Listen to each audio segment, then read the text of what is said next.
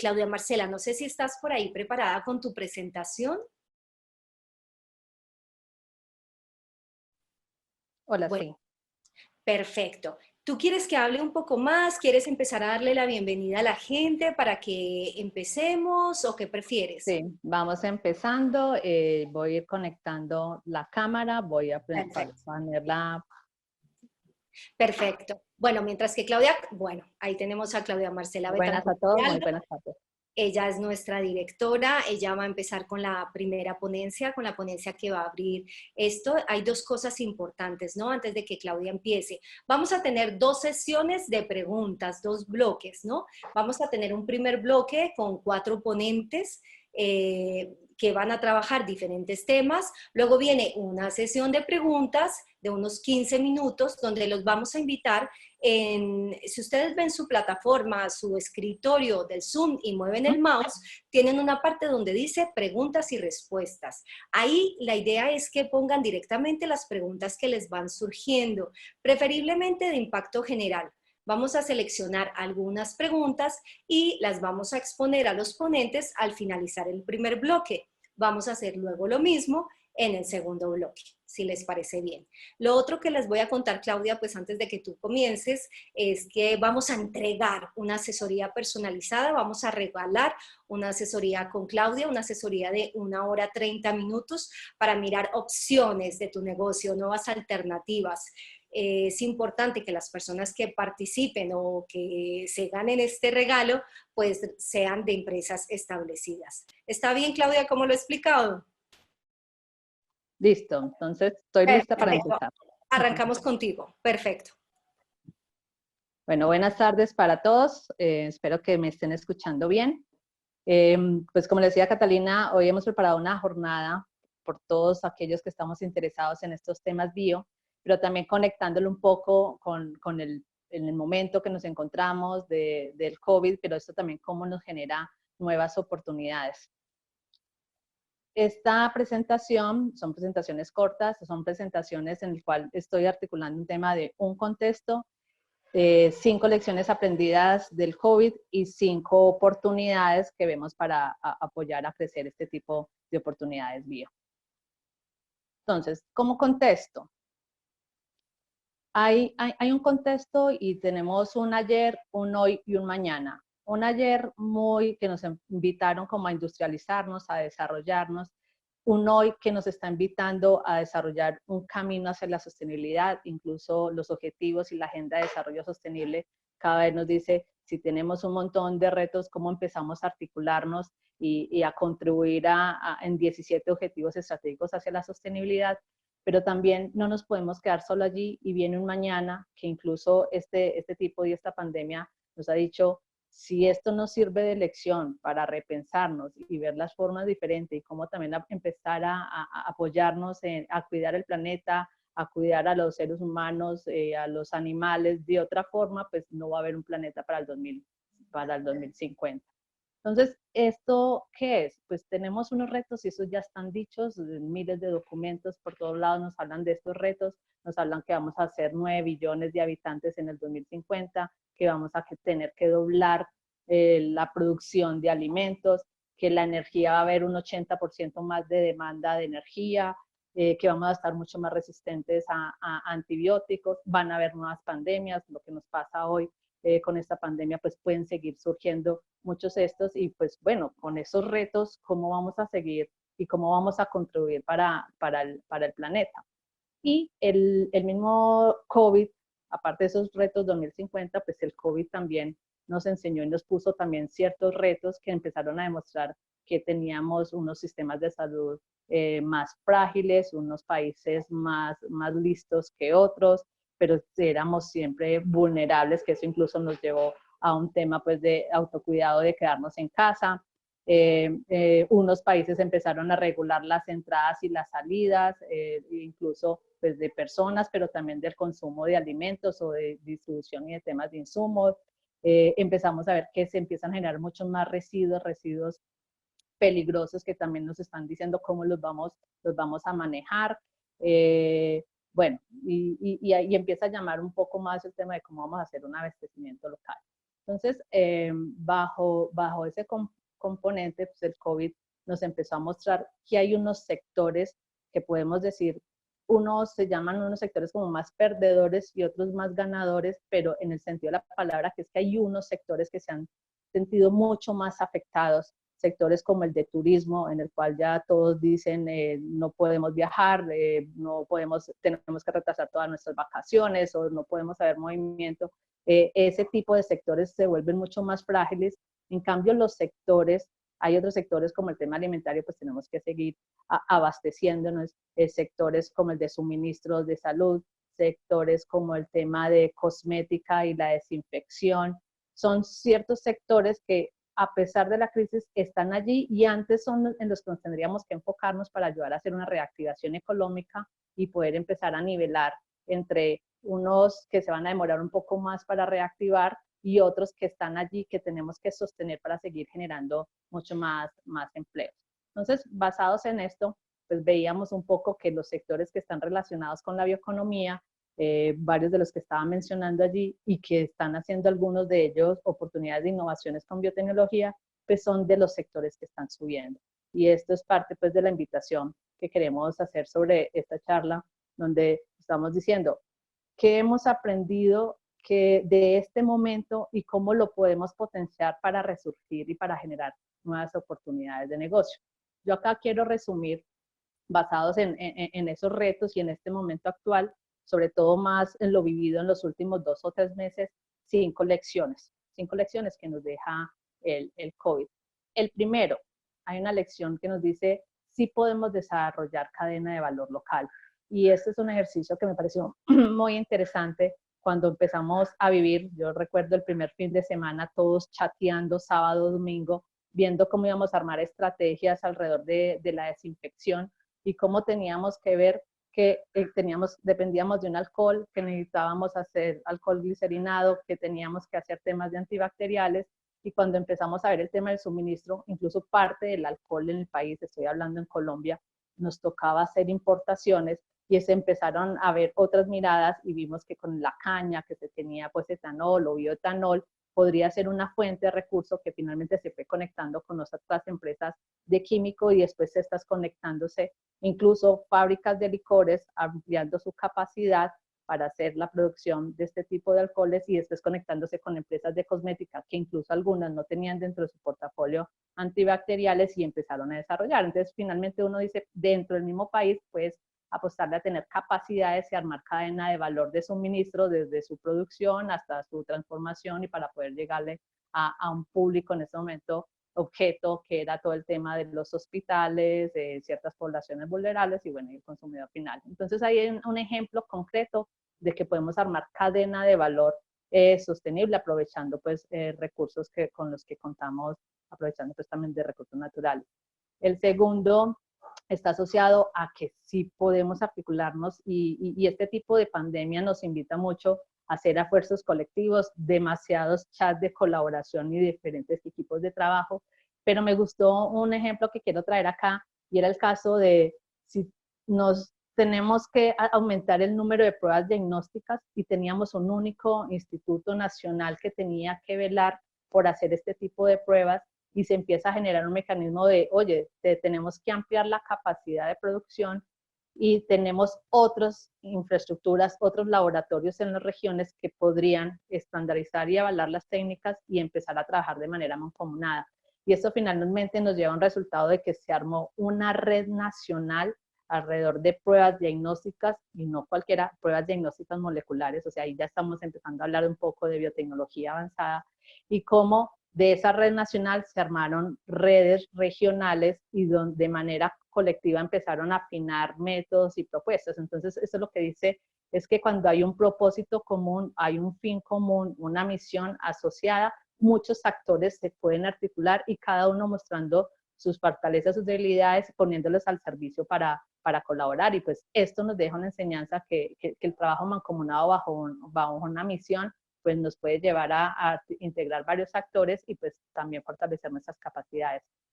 Otro de las lecciones es que podemos cerrar brechas rápidas y pasar de ese reto que hemos tenido de tener resultados de investigación en laboratorio probados a esa escala, pero que si lo queremos llevar al mercado, siempre hemos dicho, ahí se nos presenta una brecha, ahí tenemos un valle de la muerte, y cómo hacemos para validarlo en otra escala y después finalmente llevarlo a una estrategia comercial. Pues a mí me parece acá hubo un ejercicio bien interesante, el caso es alrededor de los respiradores mecánicos o los dispositivos médicos, que en un ejercicio donde 3 universidades levantan la mano, tenemos un dispositivo probado a nivel laboratorio, se articulan unas empresas en las cuales hacen esa validación y ya después es empezar a cumplir todos los requisitos técnicos de la entidad regulatoria para que esto finalmente cumpla unas pruebas o unos estudios mínimos clínicos requeridos para que se pueda lanzar al mercado. Entonces, en un ejercicio de 3 meses, pues hemos tratado de evidenciar eso de que había un prototipo que se está validando y pues que todavía nos faltan ciertos temas para poder terminar un producto que finalmente sea comercial, pero lo que hicimos fue una integración universidad-empresa que finalmente va a mostrar que soluciones tecnológicas probadas en laboratorio pueden ser escaladas y finalmente buscando una opción de mercado.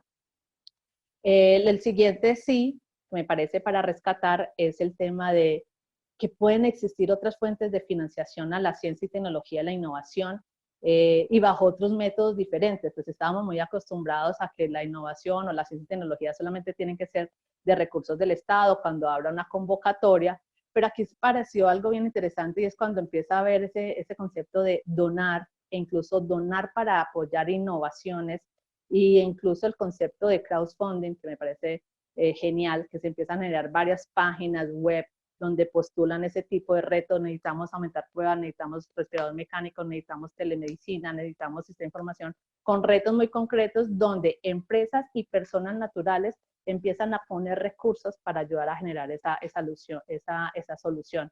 Y yo creo que eso es un aprendizaje que no puedes darse solamente en momentos de pandemia, sino que esos son otro tipo de alternativas para atraer recursos para la innovación con un enfoque más de una innovación abierta y gestionando los recursos a través de crowdfunding. Y pues el último aprendizaje es que tenemos todas las oportunidades de innovar con productos biobasados, productos que pueden ser asociados a cumplir algún claim de la salud y a contribuir con algún tipo de desarrollos. Acá hemos visto desarrollos en alimentos para fortalecer el sistema inmune, en el tema pues, de algunos cosméticos y desinfectantes. Bueno, hay una infinidad. Voy a ir adelantando, que allí más adelante voy contando sobre otro tema de bioproductos.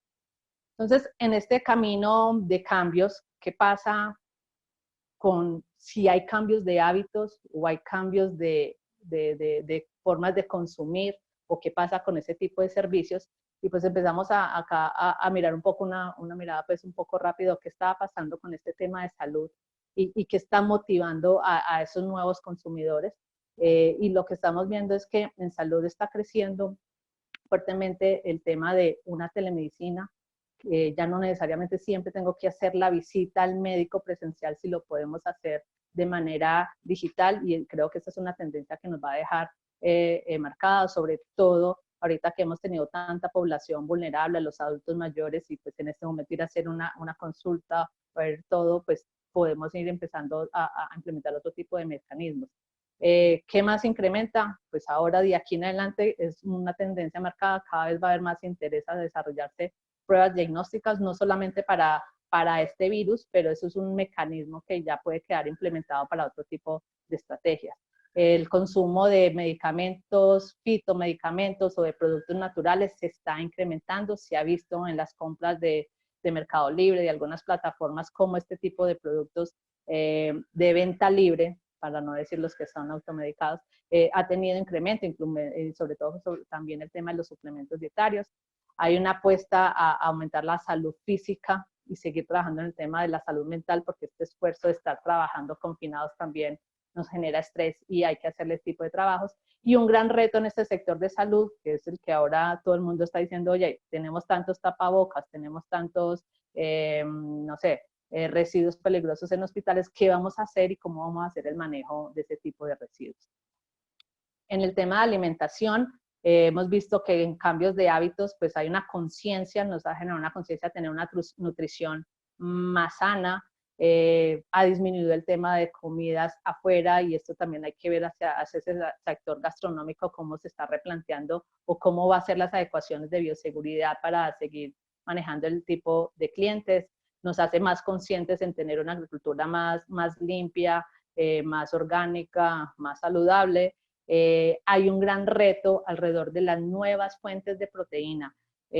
Nosotros siempre hablamos de la proteína cárnica, la de pollo, vegetal. En ese momento incluso es muy simpático que la venta de huevos se disparó. Todas las empresas que tienen producción de huevo, pues claro, es la proteína más económica versus las cárnicas, pero el gran reto es tener fuentes de proteína vegetal que puedan incluso hacer sustitución de ciertas fuentes proteicas cárnicas.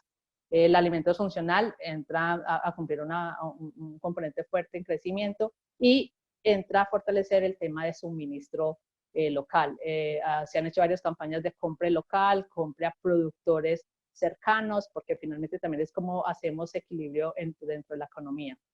En el tema de química, en química nos refuerza tendencias a buscar más ingredientes naturales, más ingredientes bioactivos que se puedan incorporar en diferentes sectores, alimentario, cosmético, farma. La tendencia de que ya ahora vamos a tener que tener nuestro kit permanente de desinfección en nuestro bolso, para superficies, para manos, para cuerpo. El tema de la biocosmética, acá no voy a entrar mucho porque ahorita el Cosmetic Valley nos contará otro tipo de tendencias. Y en este sector también entra muy fuerte a lo que estábamos hablando de una producción más sostenible, más limpia desde la agricultura, pues el tema de los bioinsumos agrícolas para hacer también un cuidado del uso del suelo. Acá entra también grandes retos que no están resueltos ahora, pero es una gran apuesta y como oportunidad toda la apuesta que hay alrededor de biomateriales y de bioplásticos. En el tema de TICs, pues hemos visto, hay un tema muy fuerte del consumidor de querer información precisa y especializada que te agregue valor, que te dé datos, que te agregue valor al negocio. Y se incrementó el teletrabajo. Pudimos vivenciar que sí se puede hacer teletrabajo y que podemos disminuir tiempos de desplazamientos. Otros nos estamos quejando es que tenemos demasiado trabajo, muchas reuniones seguidas porque ya no hay el desplazamiento, pero bueno, eso es parte del enfoque. Podemos trabajar también en teletrabajo, sobre todo más entidades que tienen que ver más asociado a temas de servicios. Sé que hay algunas empresas en temas de producción, pues tienen que organizar su producción directamente con esquemas de bioseguridad. Más uso de videoconferencias, más internet banda ancha vamos a necesitar. La banda ancha que estaba organizada para los hogares no estaba lista para estar aceptando tantas videoconferencias y por eso tenemos picos y se nos han caído muchas veces las llamadas. El más uso de redes sociales y pues todo lo que es educación en línea sigue en crecimiento. En el tema de comercio, vimos se incrementó compras virtuales, ya hay mucho más disposición de la gente de hacer compras virtuales, transacciones virtuales, pagos, sistemas financieros virtuales. Hay una gran oportunidad para generar ruedas de negocios virtuales y ferias virtuales. Todo lo que hacíamos de grandes despliegues en ferias, pues muchas de estas cosas las vamos a poder hacer virtuales con vitrinas de productos, etcétera. Apostarle, pues, apoyar al consumo local, porque estamos dependientes de una oferta y demanda internacional que tiene en este momento ciertas restricciones y entra muy fuerte el producto local. Hay un interés de ahorro también asociado de qué pasa por esta parte de cierta incertidumbre y lo que mencionaba ahora de que habían ciertas restricciones a vacaciones fuera del país, menos eventos masivos y pues todo esto nos impacta dentro del consumo. ¿Vamos bien hasta ahí? Entonces era un poco de esos retos que ya teníamos desde el pasado, más ahora con un COVID que también nos ayudó a replantear un poco y esto también cómo lo podemos potenciar y pues decimos, oye, ¿por qué no le apostamos a generar ese tipo de oportunidades, hablándolo muy en los términos de la bioeconomía, donde finalmente si todos le apostamos a unas líneas estratégicas, a unos esfuerzos comunes, como le decía yo, unas misiones, pero donde nos integramos y cada uno aporta desde su capacidad, desde sus productos, desde sus servicios, de esta comunidad, La invitación es que uno de esos senderos es transitar a un sistema agropecuario y agroalimentario sostenible, que hacer también el uso y el cuidado del suelo, hay que hacer control biológico, hay que mirar unas plantas más resistentes a plagas, enfermedades o a temas ambientales. Es empezar a mirar la cadena como tal, pero bajo un enfoque no solo extractivista, sino bajo un enfoque más de sostenibilidad y de regeneración, que ahorita Nicolás nos va a comentar un poco más de esto. Segundo, para países que estamos dentro de la categoría de los megadiversos, Colombia está dentro de los 12 países, incluso es el segundo país en biodiversidad después de Brasil, y pues allí hay toda una oportunidad de hacer valorización de esa diversidad, de hacer bioprospección, de identificar nuevos bioactivos, moléculas, proteínas, genes, que finalmente se puedan incorporar como ingrediente activo en fórmulas cosméticas cumpliendo una función especial, en fórmulas alimentarias, en fórmulas de fitomedicamentos, e incluso acá hay un componente también interesante de turismo científico alrededor de la biodiversidad. Entonces hay varias oportunidades y desarrollos que se pueden generar haciendo aprovechamiento de la biodiversidad.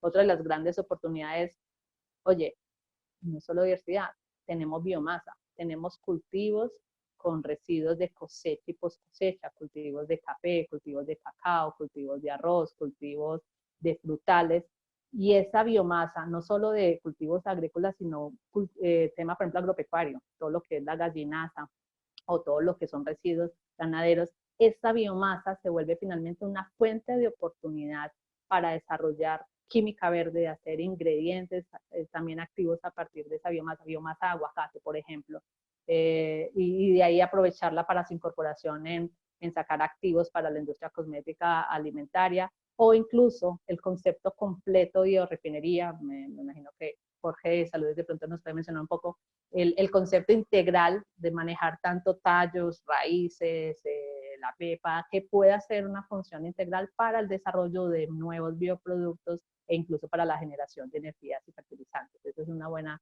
oportunidad que tenemos allí. Y 5 finalmente la minutos. invitación, sí, ya 5 voy, minutos. muy bien. Y la última, pues, es la invitación a que aprovechemos las tecnologías, aprovechemos esas tecnologías que nos están ayudando a sofisticar el portafolio, a sofisticar el producto, a agregarle valor, a hacerlo más limpio, a demostrarle mucha funcionalidad hasta la salud. Y en esto pues hay que articularnos con la biotecnología, con la nanotecnología, incluso con las tecnologías de información, tanto aplicado al agroalimento cosmético y todo esto, pero hay una gran oportunidad para hacer valor agregado y sofisticar y entrar a segmentos de mucho más valor. Entonces, como ven, pues hay un mundo de oportunidades y que a través de soluciones bio podemos contribuir. La pregunta es, ¿y ustedes para dónde van? ¿Qué quieren? ¿Qué necesitan? ¿Será que podemos trabajar juntos? Pues estamos a disposición de ustedes para colaborar en ayudar a sofisticar ese tipo de productos, en ayudar a gestar esos proyectos de innovación bio y que podamos conectarnos finalmente con diferentes actores y aliados. Muchas gracias. Pues Claudia, mil gracias por tu presentación de apertura. Para las personas que quieran luego contactar con Biointropic, pues ahí en pantalla tienen los datos, info@biointropic.com. También pueden buscar la página web, biointropic.com, pues que tiene todos los datos, y mundobiotech.com, que es un espacio que nosotros, Biointropic, pone a disposición de todos ustedes para que nos pasen sus desarrollos, noticias, productos, información muy buena, de muy buena calidad y que tenga un impacto para todos. Claudia, pues muchas gracias. Te invitamos a... ya la sesión de preguntas la haremos luego, pues que estés aquí presente con nosotros. Y bueno, y a continuación vamos con los representantes de Cosmetic Valley, de Francia, un grupo importante que reúne a importantes negocios y proyectos alrededor de la cosmética, desde la producción, desde la etapa inicial hasta la comercialización. En este momento ya vamos viendo en pantalla a Julien Romestand. Bueno, ya tú lo dices con tu acento francés. Él es el director de inteligencia económica de este importante grupo y yo creo que es una persona clave en todo este tema del sector cosmético internacional. Si perteneces al sector cosmético, nos va a dar datos claves, datos importantes de tendencias, de lo que él observa en este estudio que ha hecho pues como en este tiempo y justo en el marco del COVID. Si perteneces a otro sector, te invitamos a que no te vayas porque va a haber ahí detalles claves de hábitos de consumidor que también te pueden servir a ti. Después Julián le dará paso a Ségolène Leloutre, quien es la directora de Relaciones Internacionales de la misma entidad, de Cosmetic Valley, y ella también va a hacer unas sugerencias claves. Pues adelante, Julián, bienvenido. Gracias por haber esperado hasta esta hora, porque sabemos que allí son pasadas las 9 de la noche, y bueno, y la pantalla es toda tuya. Cierro por acá. Gracias, Catarina. Entonces me voy a presentar lo que pasó por la industria cosmética. Y vamos a empezar. Bueno, gracias a Bioentropic para invitarnos a presentar y compartir con ellos. Primero me voy a presentar la cosmética y la naturaleza en cosmética. Y primero el mercado de la cosmética, luego el mercado de los ingredientes y por fin las tendencias y lo que pasó con el COVID y cómo impacta el mercado.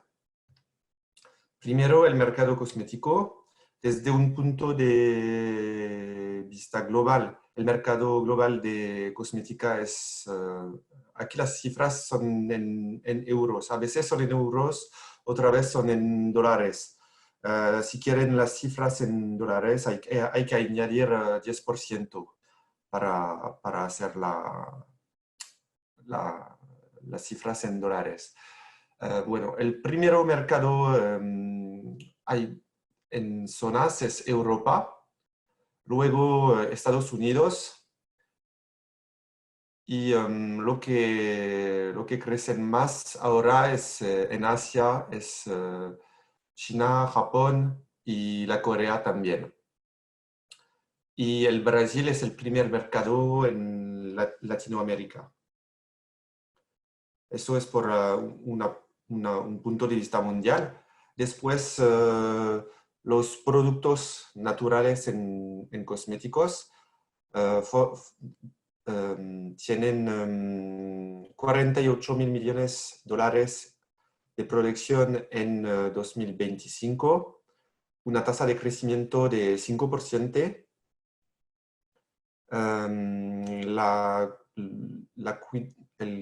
Los productos para cuidar la piel representan 10.000 millones en 2018 y después la cuida del cabello. La perfumería natural tendrá un crecimiento de 5% hasta 2025 y la venta online es muy importante ya que se va a crecer de más de 4% hasta 2025. Bueno, los ingredientes naturales es un mercado muy dinámico, ya que la tasa de crecimiento hasta 2027 es de más de 10%, casi 11%, con 2.000 millones de dólares. El crecimiento es superior a lo de los ingredientes sintéticos.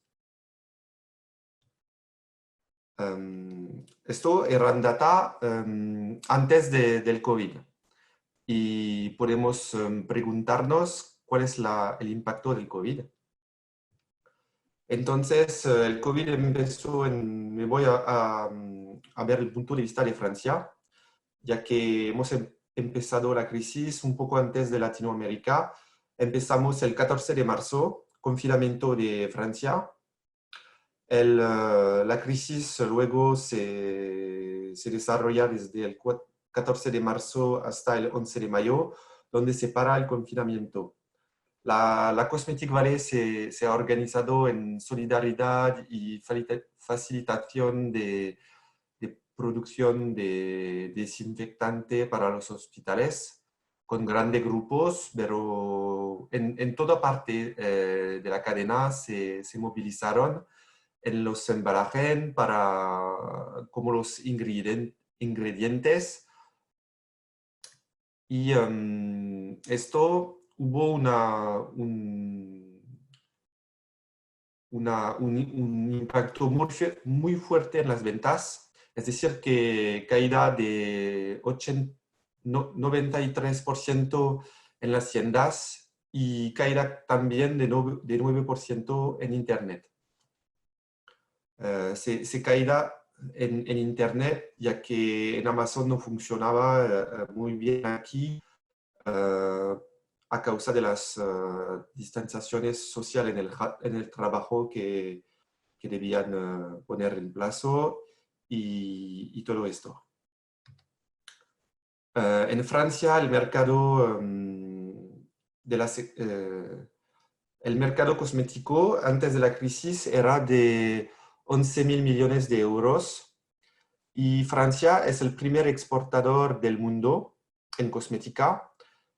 Sobre el mercado de cosmética y perfumería es 15.000 millones de euros, es decir, que exportamos más que producimos en el nivel del país, que consumimos en el nivel del país.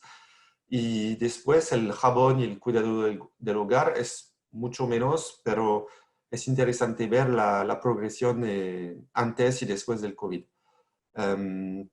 Sobre el primer cuarto del año pasado, tenéis las cifras aquí y las cifras del primer cuarto de 2020. Se lo ve que la exportación de cosmético y perfumería baja de más de 3% en comparación. Y la del jabón y cuidado del hogar sube de casi 2% en comparación. Entonces, lo que vamos a ver es que el COVID impactó muy fuerte la cosmético y la gente se va por otro tipo de productos. Primero, hubo un impacto muy fuerte y muy negativo de mental estrés a causa de las noticias negativas cada día. Separan las interacciones sociales, entonces no podía salir, había sedentariedad, aumento de peso por los hombres y las mujeres, no profesionales de belleza, se cerran los peluqueros y todo esto. Y se impactó sobre el amor propio, ya que la gente no podía cuidarse con los profesionales. Menos interacciones sociales implica también que separa la seducción y entonces había menos higiene, menos afeitado, menos perfumes y menos maquillaje. La frecuencia de limpieza, por ejemplo, se baja solo uno al otro día y no cada día, porque había un sentimiento de depresión a causa de todo lo que pasa. Entonces se cambió el comportamiento de los consumidores, más higiene, porque se busca la seguridad y la salud en primero. Aquí se lo ve que el jabón, el desinfectante, las toallitas y las vitaminas suben mucho, más de 100%, y eso fue un gran subido, no me recuerdo cómo decirlo, disculpa. Luego, como los profesionales de la belleza ya no pueden vender, se van al autocuidado y experimentación en casa, por el tinto de pelo, por el corte de pelo por sí mismo, la manicura y hacer cosmética con productos de la cocina también, de lo hazlo tú mismo. El bienestar implica que hay un soporte emocional en el perfume casero, por ejemplo, la cura del piel, que se consuelo, que hay una rutina que consuelo a la gente, la cura del cuerpo, la crema de las manos, ya que el desinfectante seca la piel, y el balneario para descansar y, y- y mejorar el bienestar. Y toda la gente en confinamiento se hacen deporte, se hacen aromaterapia o meditación para bajar el estrés. Bueno, ¿cuáles son las tendencias para los próximos meses? Primero, habría que vivir con una mascarilla. Y eso cambia las cosas, ya que para la piel hay un infecto invernadero. Se trampa la respiración, que está muy calor, con mucho calor y con humedad. Se trampa el sebum de los poros. Hay el frotamiento, una irritación y sequía debajo de la mascarilla. Y también es un malestar para los barbudos. Si eres un hombre que lleva una mascarilla con una barba, se tira en la barba, es muy inconfortable. Entonces hay que cuidar la piel más porque los poros inflamados provocan acné. Hay que hidratar más la cara y los labios. Y había menos maquillaje porque, porque no se ve la boca y entonces hay un focus en los ojos y se busca base de maquillaje que está resistente al agua. Pero el maquillaje no se va a subir mucho a causa de las mascarillas. Otra tendencia es que la gente tiene miedo que tocar a las cosas. Entonces se va a encontrar soluciones sin las manos, como el voice control, el control por la voz. En los puntos de venta hay un medio de los comprobadores, una limitación de las personas y de un desarrollo de los pagamientos sin contacto. Desde un punto de vista de los embalajes, embalaje antimicrobial y aplicadores para que no se pone el dedo en la cara, pero con el producto, con el embalaje. Todo esto para parar el virus. Sobre los ingredientes, la gente, como hemos visto, busca bienestar y este bienestar se encuentra en la naturaleza. Y entonces se buscan también naturaleza para proteger la salud. Lo que mejora la inmunidad, es decir, que se buscan ingredientes naturales antibacterianos, como aceite esencial de varios tipos. Así son aceite esencial que se pueden encontrar con propiedad antibacterianas o todo esto. Tenéis varios con los nombres. Aquí son el top 5 ingredientes para cuidar la piel en Estados Unidos y en Inglaterra. Vemos que hay los omega 3 en ambos y otra tendencia es los probióticos para cuidar y respetar a la piel con las bacterias, con las buenas bacterias.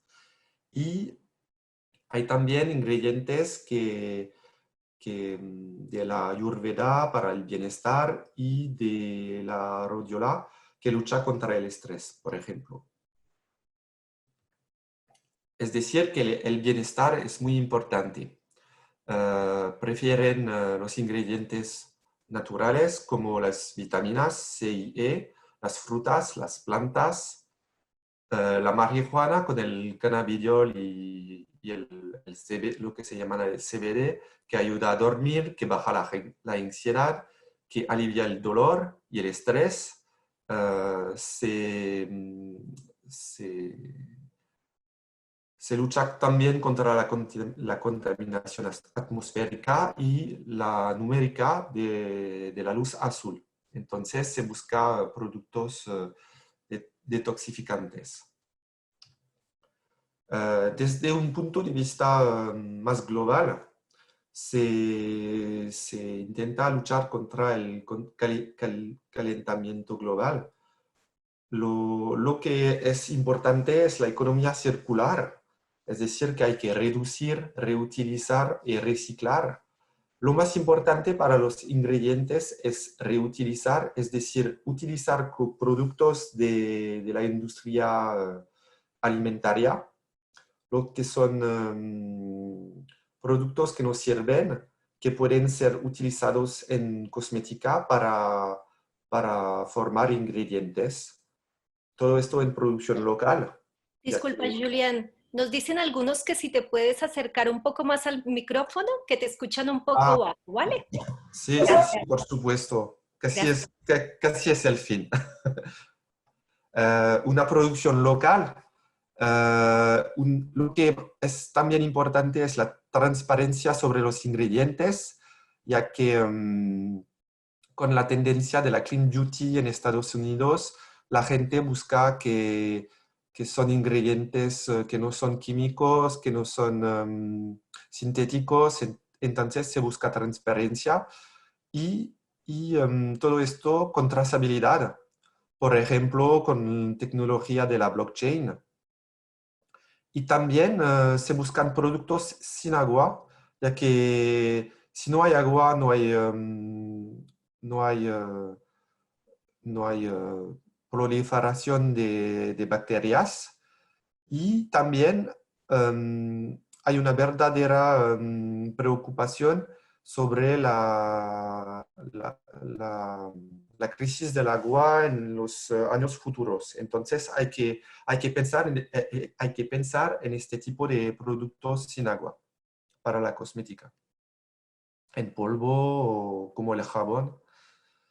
Em, Me voy a dar la palabra a Segolén. Segolén, ¿estás aquí? Sí, estoy. Sí.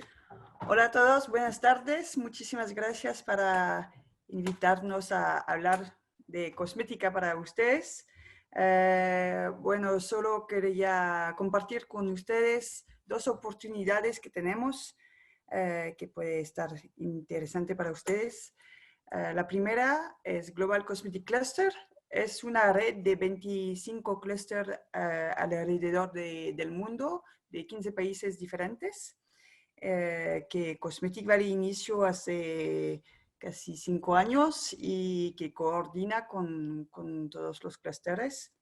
Y es una red para impulsar la cooperación internacional y llegar a nuevos negocios, para aumentar la visibilidad de los clústeres, pero también, por supuesto, de los miembros de estas asociaciones y aumentar también la experiencia al nivel internacional y también acceder a recursos y conocimientos. Y, por ejemplo, compartimos diferentes proyectos, por ejemplo, lo de la Cosmetopea. Claudia Betancourt, que habló antes, habló un poco de la parte de biodiversidad y todo eso, y lo que es Cosmetopea son las utilizaciones perdón, de la biodiversidad por la cosmética. Y eso es un tema que compartimos adentro de este clúster.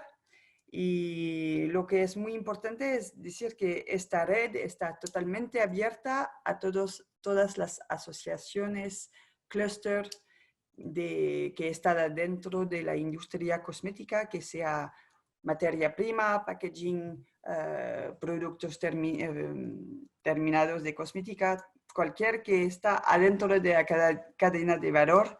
Bueno, que sean bienvenidos a entrar adentro de este Global Cosmetic Cluster, que sean de Perú o de Costa Rica, porque entendí que son de toda parte de América Latina hoy.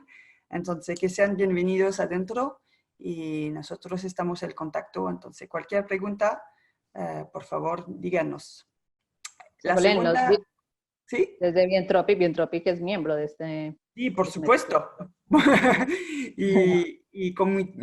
Quizás hay personas en otra parte del mundo también hoy y comunicamos, por supuesto, a través de esta red del evento que organizan ustedes. Entonces, y Bientropic es muy investigado adentro. Gracias. Muy importante. La otra oportunidad es lo que llamamos Cosmetic 360, que este año vamos a llamar eCosmetic 360 porque, por supuesto, tenemos que hacerlo de manera virtual. Va a estar la 6ª edición y es una oportunidad para desarrollar su negocio. Bueno, va a estar un verdadero espacio virtual de reuniones B2B para intercambiar con todos los actores internacionales del sector perfumería cosmética. Sin estar virtual, el año pasado estaban 30% de expositores o exponentes, nunca sé cómo decirlo en español, de afuera de Francia, y también los visitores estaban de toda parte del mundo. Y entonces, ¿cómo va a estar virtual este año? Va a estar más fácil para intercambiar al nivel internacional, que ustedes en Colombia, en Perú, en Costa Rica o en cualquier parte pueden conectarse más fácilmente y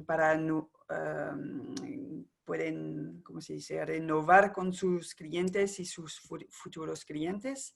Y por supuesto, si tienen preguntas, nos preguntan.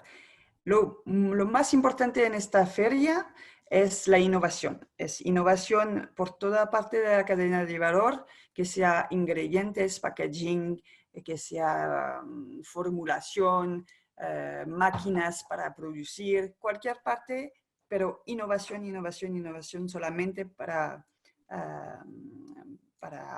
presentarlo adentro de este evento. Entonces, nosotros estamos muy felices de estar con ustedes. Esperamos que estaba clara. Claro. Bueno, lo hicimos en español, espero que entendieron bien. Oye, pues gracias. Mil gracias. Gracias, Ségolène, gracias, Julián. Ellos han hecho un gran esfuerzo. Francés, inglés, español. Es su primera presentación, por ejemplo, la de Julián en español. Sí. Las diapositivas y la información yo creo que ha estado clave. Sabemos que es tarde, pero los invitamos a quedarse 20 minutitos más, media hora más, porque seguramente muchas preguntas irán por el tema de los cosméticos, ¿vale? No se preocupen, nos quedamos. Gracias. Bueno, ahí están los datos de ellos. Por favor, apunten estos emails que son, yo creo que son un tesoro, la página web de Cosmetic Valley. Y bueno, mil gracias. Ahora nos vamos preparando, Hugo. Hugo Chavarría es el gerente del programa de bioeconomía del Instituto Interamericano de Cooperación para la Agricultura. Él es gerente de este programa desde hace unos 2 años, pero está con el ICA ya desde hace más de 8 años. Además, lleva 1000 años haciendo asesorías internacionales para importantes entidades y organizaciones, así como Cosmetic Valley era súper conocedor de su área de cosméticos, pues Hugo es una joya en el tema de bioeconomía para Latinoamérica. Entonces, Hugo, ¿estás por acá? Vemos la presentación de Hugo. Por acá estoy, Catalina. Perfecto. ¿Quieres que te vean el rostro para que sepan con quién están? Y luego ya tú manejas tu presentación como quieras, ¿vale? Vamos a quitar la presentación, activamos cámara. Aquí está, con mucho gusto, de verdad muchas gracias por invitarme a este espacio. Y bueno, vamos a contribuir con algunas pocas reflexiones alrededor del tema. Voy a apagar la cámara por aquello del ancho de banda. Bueno, quería contarles, son reflexiones alrededor de tres grandes temas. Y aquí es un reto, porque las dos presentaciones anteriores fueron realmente muy, muy buenas. Entonces yo voy a tratar de no repetir, voy a tratar de ahondar en las cosas que no se tocaron en las anteriores, pero son más o menos reflexiones alrededor de tres temas.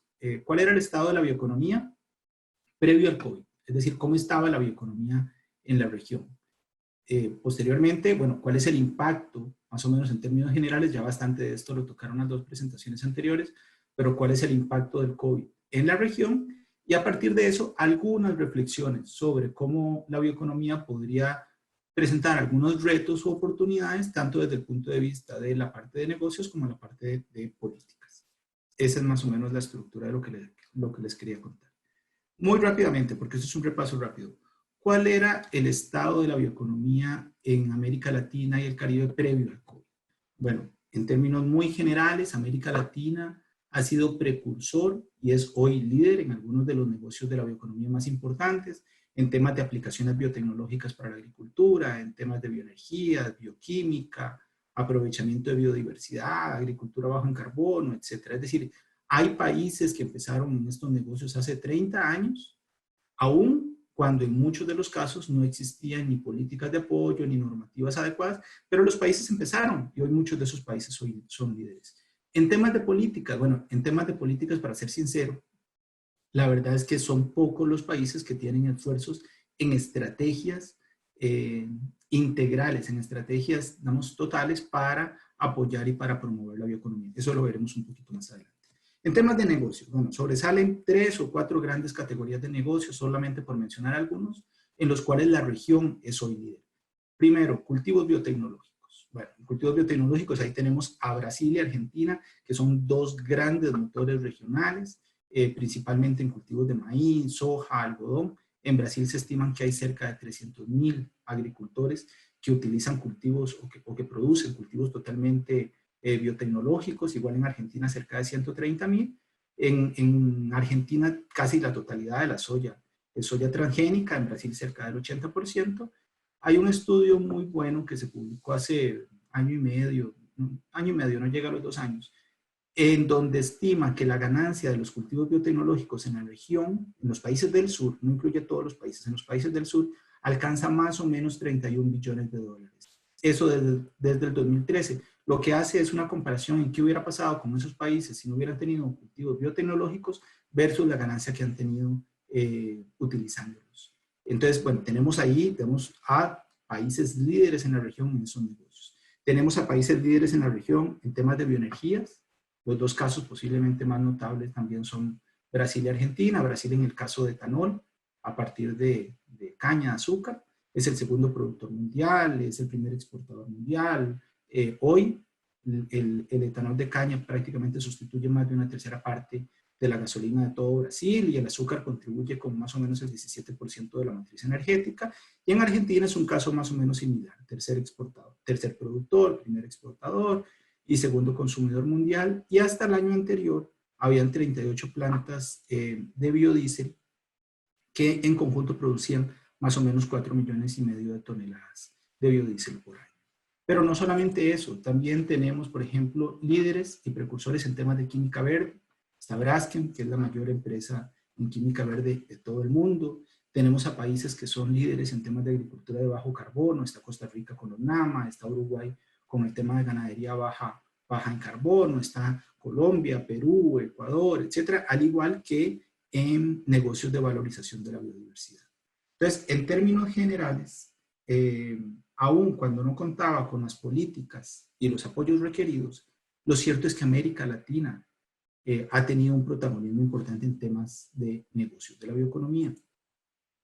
Esta gráfica es únicamente para visibilizar cómo se venían comportando los productos de la bioeconomía versus algunos productos agrícolas tradicionales. Estas son las tasas de crecimiento. Para el caso de los productos primarios, el promedio de los últimos 10 años, y para el caso de los bioproductos o productos de la bioeconomía de los últimos 5 años. De hecho, muchos de estos datos fueron sacados de un estudio de Claudia Betancourt, y nosotros también le adherimos algunos datos de la OCDE. A ver, en términos generales, considerando estos datos promedios, la tasa de crecimiento de los productos agrícolas primarios en los últimos 10 años rondó el 2.8%, menos del 3%. La tasa de crecimiento anual de los productos de la bioeconomía multiplicaba en 4 o 5 o hasta 6 veces esa tasa. Los biocombustibles venían creciendo a tasas del 25% y venían en pasado, eso ahorita lo conversamos. El tema de bioplásticos venía creciendo al 20%, biofertilizantes 14%, biofármacos 13%, etcétera, etcétera. Pues en temas de negocios de la bioeconomía, evidentemente la tasa de crecimiento de los bioproductos multiplicaba en varias veces la tasa de crecimiento de los productos tradicionales de la biomasa agrícola. En temas de políticas, bueno, en temas de políticas, como les venía contando, al día de hoy, ningún país de América Latina y el Caribe tiene una política dedicada única y exclusivamente a la bioeconomía. Hay marcos normativos, hay políticas o hay instrumentos para áreas específicas de la bioeconomía. Por ejemplo, hay instrumentos para biotecnología en diferentes países de la región. O hay instrumentos de biodiversidad para diferentes países de la región, o instrumentos en bioenergías para varios países de la región. Habían, hasta diciembre del año pasado, habían 4 o 5 países que estaban trabajando en la construcción de estrategias nacionales. El que estaba más adelantado era Costa Rica, que estaba muy próximo a lanzar su Estrategia Nacional de Bioeconomía, que la estaba por lanzar, de hecho, en abril de este año, y por todo este tema de la pandemia no pudo hacerlo. Está Uruguay, que está en un proceso muy avanzado también de construcción de su estrategia de bioeconomía circular. Está Colombia también, que ya ha tenido esfuerzos importantes. Y Ecuador, que recientemente también lo retomó, habiendo tenido anteriormente también esfuerzos muy, muy importantes en el tema. Y bueno, Brasil, que el año anterior lanzó una estrategia en sociobiodiversidad también muy interesante. Pero entonces, los negocios, digamos, como para dejar un mensaje acá, es que América Latina tuvo un protagonismo importante, aún con no contar con las condiciones de apoyo ideales para el tema. Más recientemente, los países de América Latina se dan mayor cuenta del potencial y le empiezan a apostar a la construcción de instrumentos específicos para la bioeconomía. Así nos encontró la región. Así estábamos hasta diciembre del año pasado. Esos eran los esfuerzos que se estaban realizando y esos eran los estados de los negocios. ¿Qué pasa cuando llega el COVID? Bueno, ya esto mucho lo han mencionado las 2 presentaciones anteriores, aquí no me detendré. Se dice que principalmente el COVID es una pandemia que afecta los canales de demanda, no tanto los canales de oferta. ¿Por qué afecta la demanda? Bueno, porque las variaciones en los niveles de ingreso y todas las restricciones a la movilización varía tanto la demanda internacional como la demanda doméstica. Y no es que la baja, es que la varía, porque hay unos productos que aumentan, como los productos básicos, por ejemplo, y hay otros productos cuya demanda se reduce, como los productos más suntuarios. Se incrementa la demanda de productos de higiene y de salud, cae la demanda de alimentos fuera del hogar. Todo esto lo vamos a ver un poquito más abajo, ya cuando hablemos de bioeconomía particularmente, pero aquí nada más por mencionarlo. Caen las compras institucionales, tanto del Estado como de grandes empresas, debido al cierre y la disminución de la actividad económica. Y cae la demanda de materias primas, principalmente para biocombustibles. Por el lado de la oferta, ¿qué ha pasado? Bueno, evidentemente han habido problemas en el funcionamiento de las cadenas por todas las medidas de cuarentena. Hay limitaciones en la oferta de productos agrícolas en los mercados locales, también por las mismas razones. Caen las exportaciones agrícolas, tanto por la caída en el ingreso, como por el impedimento de transporte, logística y comercialización, lo cual ha ocasionado grandes pérdidas en los puntos de origen de las exportaciones. Y hay problemas para la preparación de siembra, principalmente porque mucha de la semilla de América Latina es importada, porque no se cuenta con una industria o no se cuenta con industrias locales fuertes de insumos agrícolas, también son importados, y porque mucha de la mano de obra utilizada para labores agrícolas proviene o de otros territorios o de otros países que se comparte frontera. Y además también hay cierto temor porque al destinarse la mayor cantidad de esfuerzos para el tema de la pandemia, se descuiden algunas otras cosas y entonces empiezan a afectarse con plagas y enfermedades más tradicionales. Eso evidentemente ya se está viendo y eso evidentemente ya se está reflejando en los datos. Esto, por ejemplo, son las tasas, las perspectivas de crecimiento, salieron muy recientemente, hace una semana, las perspectivas de crecimiento del Banco Mundial para todo el mundo. En términos generales, para el mundo se venía esperando un crecimiento en la producción para el 2020, que es la línea azul, la barra azul, de 2%. Eso en diciembre. Se esperaba que el mundo en conjunto creciera un poquito más de 2%, creo que era 2.3%. Hoy se espera que la tasa de crecimiento sea negativa y de menos 5.2%.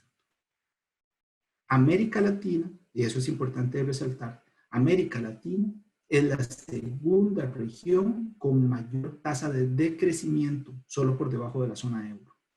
Se espera que decrezcamos menos 7.2%, y no solamente la segunda en mayor caída, sino también la segunda en menor crecida durante el 2021. Entonces es de las que caemos más, pero es de las que crecemos menos el próximo año. La recuperación va a ser bien difícil para la región. Esto evidentemente va a depender de país en país, pero entonces tenemos como los mayores afectados a países como Brasil, como Argentina. ¿Por qué? Porque dependen mucho de las cadenas de los países que están siendo mayormente afectados. Dependen mucho de los mercados estadounidenses, europeo y chino, y dependen mucho de productos como petróleo, energía y materias primas o turismo. Eso evidentemente hace que haya países como Brasil, como Argentina, como Perú y otros países, la gran mayoría de países del Caribe por el tema turismo, que se vean, que son los que se van a ver más altamente afectados. Algo que mencionó Claudia que es muy importante, bueno, dentro de este escenario, vean la barra gris. La barra gris es el comportamiento de las exportaciones de todos los bienes, de todos los bienes, sin servicios, de todos los bienes, de marzo del año pasado a marzo de este año. ¿Qué vemos? Que prácticamente en todos los países, con pocas excepciones, con 3 excepciones de hecho, con 3 excepciones, las exportaciones de bienes caen. Caen por lo que hablamos anteriormente, caen por la caída en los ingresos, caen por los problemas de logística, caen por etcétera, pero los bienes agrícolas o son los que menos caen o inclusive presentan crecimientos. ¿Por qué? Porque la gente necesita seguir alimentándose e inclusive en tiempos de crisis la gente destina más gasto a alimentación y reduce otros gastos. A grandes rasgos, así es como la región se ha visto impactada en temas productivos y en temas comerciales. Ahora sí, algunas pocas reflexiones que ya también algunas se mencionaron muy bien en las 2 presentaciones anteriores. ¿Cómo podría eso abrir o retos u oportunidades para la bioeconomía en la región? Primero, en temas de negocios, y lo planteo en forma de pregunta. Otra cosa que no dije, precios del petróleo. Durante el 2018 y 2019, el precio promedio del petróleo rondaba los 68, 69 dólares por barril. Los precios del petróleo inclusive llegaron a ser negativos hace pocas semanas. Hoy los precios del petróleo andarán por los 30 dólares, 20 y tantos dólares. Entonces, en ese escenario y con una actividad económica altamente reducida, es de prever que los productos o los bioproductos sustitutos de base fósil, las bioenergías, sean parte de los que tengan mayor impacto negativo. ¿Cuáles otros? Bueno, los bioproductos que estaban enfocados en consumidores de alto ingreso que tienen alta elasticidad. En el momento de que el ingreso, y aquí está alta elasticidad de ingreso, no alta elasticidad de precio, hay un pequeño error.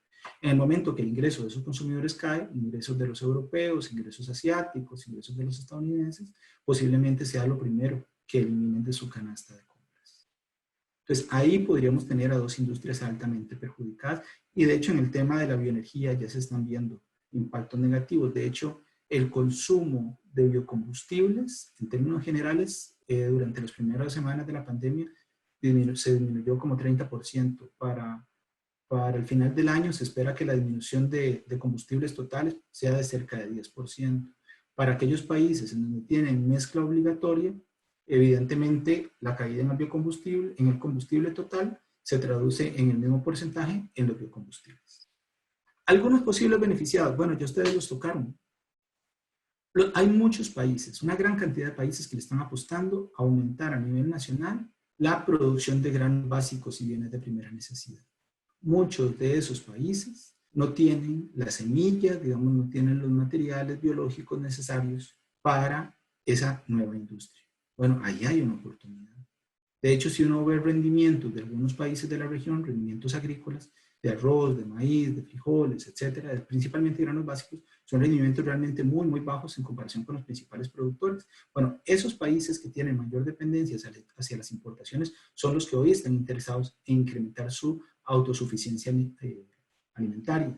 Bueno, ahí hay una oportunidad para biotecnologías, para eficiencia y sostenibilidad en cultivos. Hay menor demanda de productos tropicales en los mercados internacionales.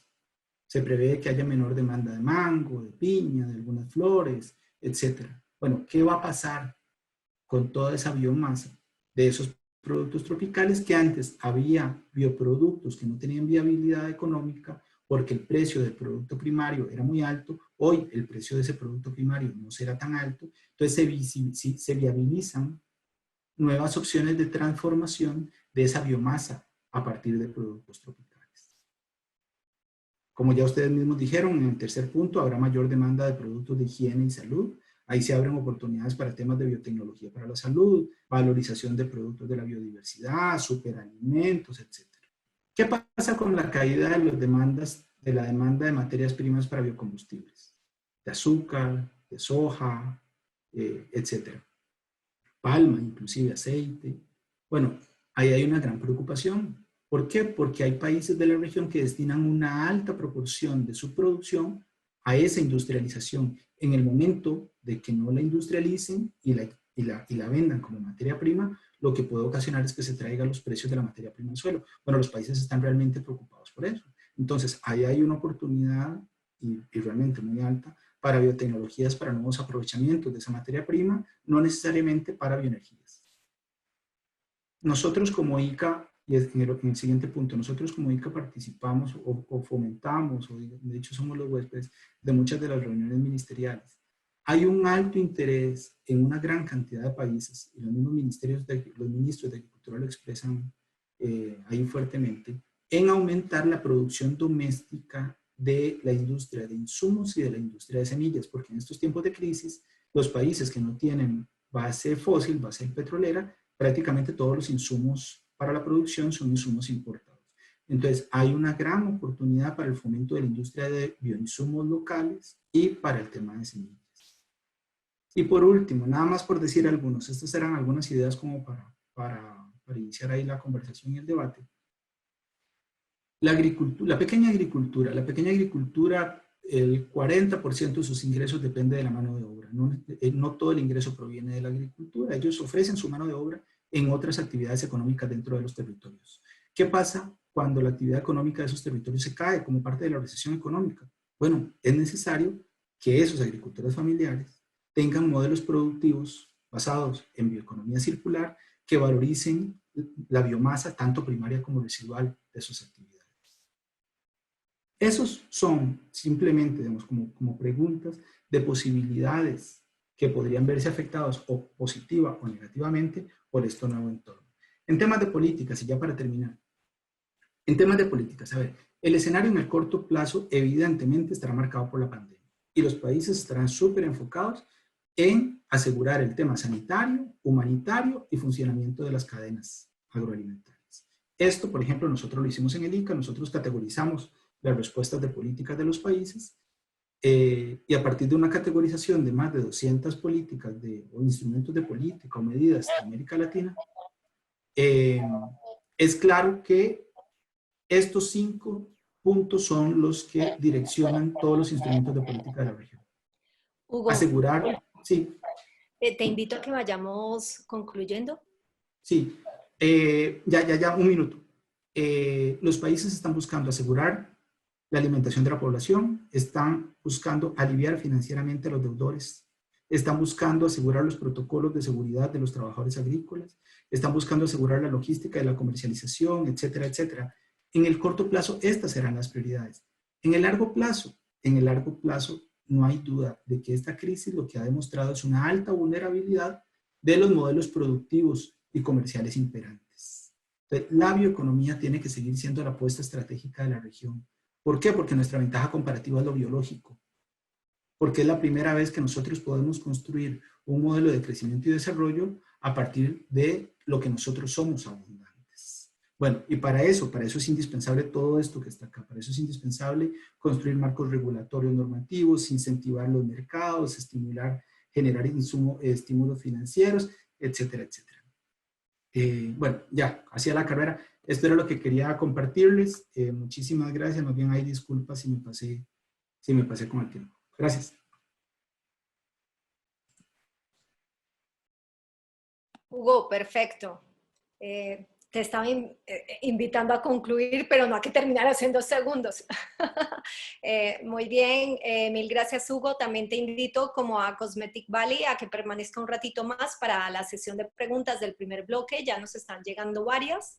Y bueno, nada, mil gracias a ti, mil gracias a Lika por participar en esta actividad. Bueno, de fondo ya vemos a Jorge Saludes, que aunque allí ya sean alrededor de las 10 de la noche, pues por supuesto que hay luz en esta época, ¿no? Ya vamos para el verano. Jorge Saludes es el director de Mercado Internacional de AINIA, una importante entidad de España que yo creo que será mejor que ellos les cuenten en qué se enfocan.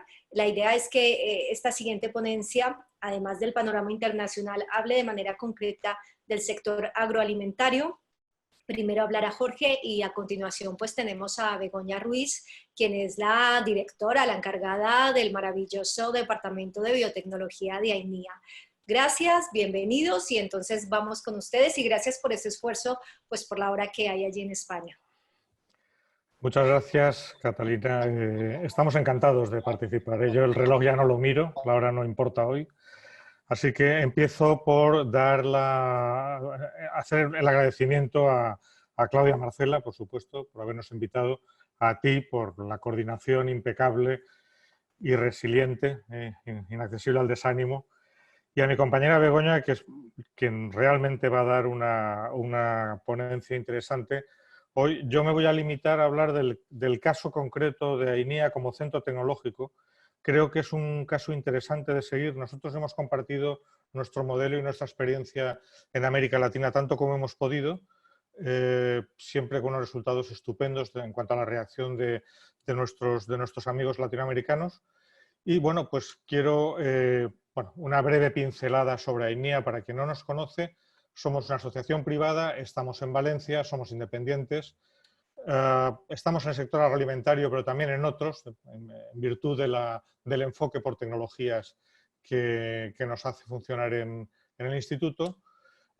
Bueno, hemos crecido bien en los últimos años. En estos momentos, bueno, pues estamos un poco a esperar y ver, pero estamos ya en 1.600 clientes, una facturación superior a los 17 millones de euros, que nos permite sustentarnos con casi un 70% de aportes privados en virtud de los servicios, proyectos de innovación, etcétera, que estamos proveyendo a la industria agroalimentaria de nuestro país, ¿no? Tenemos unas buenas infraestructuras en Valencia y un equipo inmejorable de gente, de más de 200 profesionales, con una formación multidisciplinar y una motivación extraordinaria. Bueno, algunas de nuestras plantas piloto creo que tienen interés en las ponencias de hoy porque, aparte de permitirnos dar series preindustriales en el caso de bioproducción o de proteger microorganismos con las plantas de microencapsulación, tenemos una planta industrial de extracción supercrítica que este año ha superado las 500 toneladas, que trabaja en régimen de certificación GMP y que está trabajando para industria farmacéutica, cosmética y alimentaria. Bueno, centrándonos en el caso de AINIA, ¿cómo hemos transitado la crisis, ¿no? Bueno, de todos, o muchos conocerán que el 11 de marzo la OMS declaró pandemia mundial a causa del COVID. El 15 de marzo el gobierno de nuestro país decretaba el estado de alarma con un confinamiento de la población, la prohibición de prácticamente todas las actividades que no fueran esenciales y de los desplazamientos que no lo fueran tampoco, ¿no? Nosotros en ese momento lo que hacemos ya desde el 11 de marzo, antes del confinamiento, se comunican medidas preventivas y se cambió la política de viajes completamente. Hay una serie de documentos que no voy a mostrar para no alargarme, pero que estarán a disposición de la organización y por tanto de los que hoy nos escuchan, ¿no? Bueno, tomó una gran importancia la comunicación interna, el liderazgo de nuestra dirección para comunicar a toda la organización cuáles eran los cambios que había que tomar, cómo adaptarse a ella en todos los aspectos, ¿no? Mientras nosotros solicitamos que se nos considerase actividad esencial para poder mantener la movilidad de nuestro personal. Jorge, disculpa, me voy a meter un segundo. En este momento en pantalla nosotros te tenemos a ti. Te tenemos a ti tanto arriba como en página principal. Entonces, en este momento no vemos, tú estás compartiendo tu presentación. Yo pensaba que sí. Vale. Pero vamos a ver, todo es posible. Al compartir pantalla has quedado tú en el punto principal. Vuélvele a dar al botón. Si mueves tu ratón, tienes toda la razón. En la parte inferior verás compartir pantalla. Sí, no, está, tienes toda la razón. A ver. Estas son cosas del directo, no pasa nada. Pues sí, pero fíjate que he tenido tanto tiempo para hacer los preparativos que me resulta... Bueno, ahora no sé por qué esto no... Bueno, como llevas pocos minutos, no, a ver, podemos... retoma donde tú consideres, ¿vale? Vamos a ver, pasé por la descripción del centro. A ver, estas presentaciones son para que queden, para que la gente tenga la información y los enlaces a los documentos. Obviamente son descriptivas, he ido contando lo que están viendo ahora en pantalla. Bien, y estaba precisamente en cómo hemos afrontado la crisis internamente, ¿no?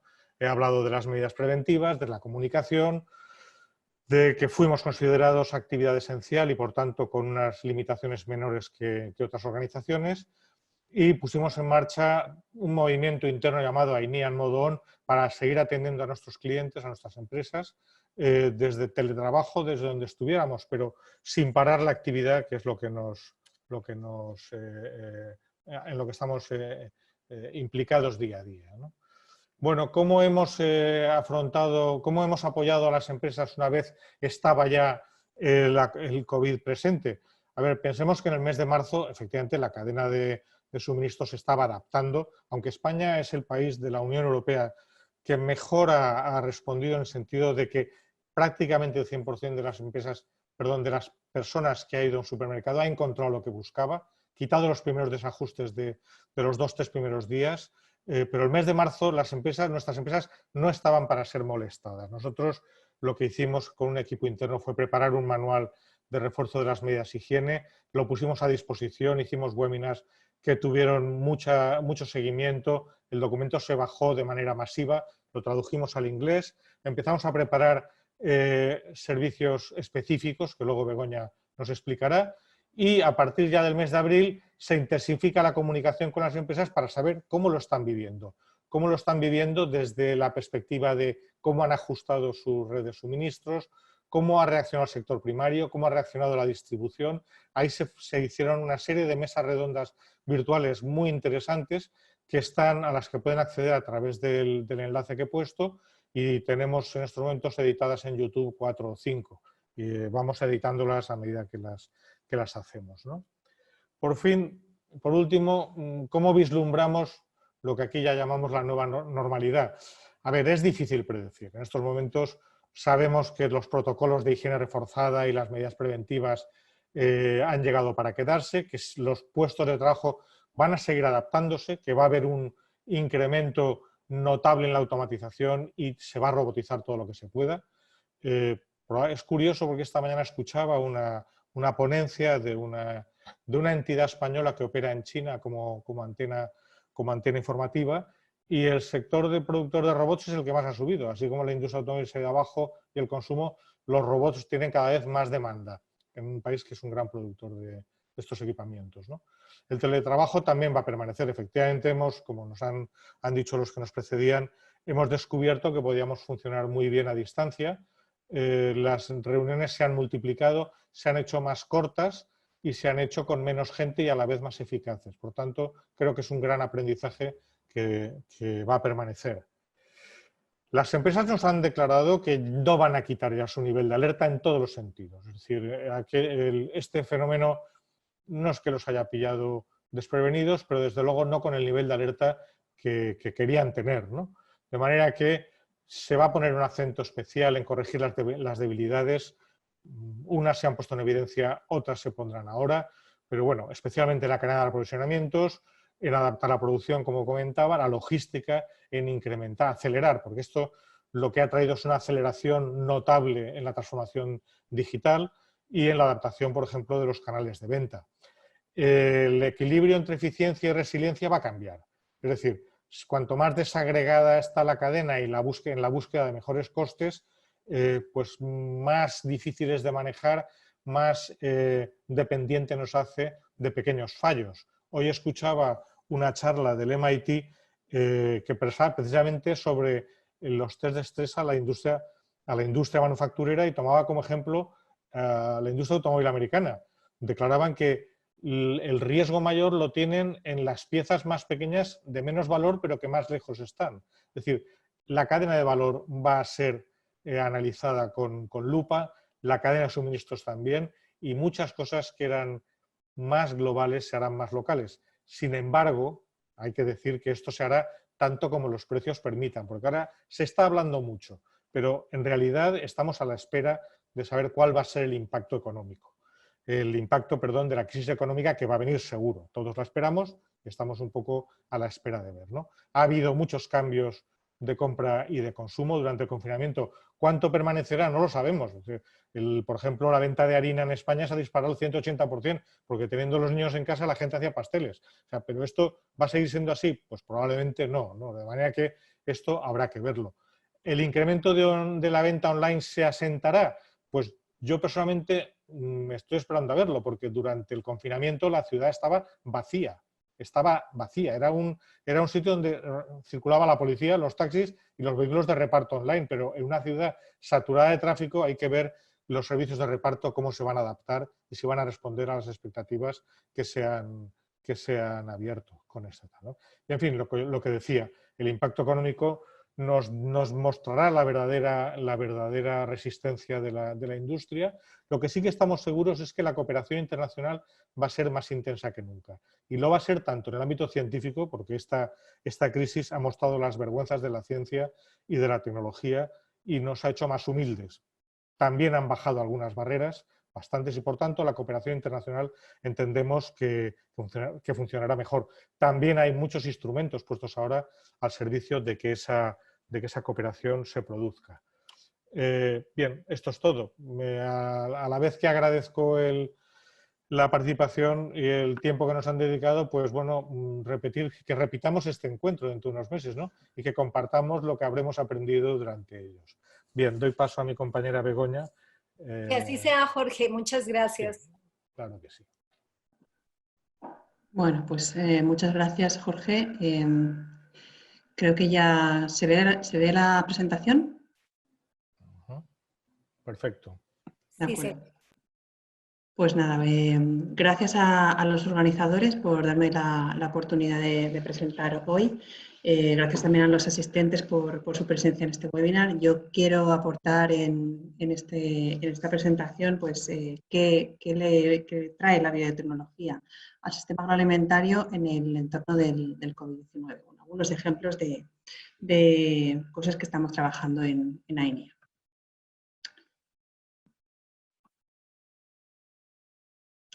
Un momento, porque creo que esto ahora. Vale.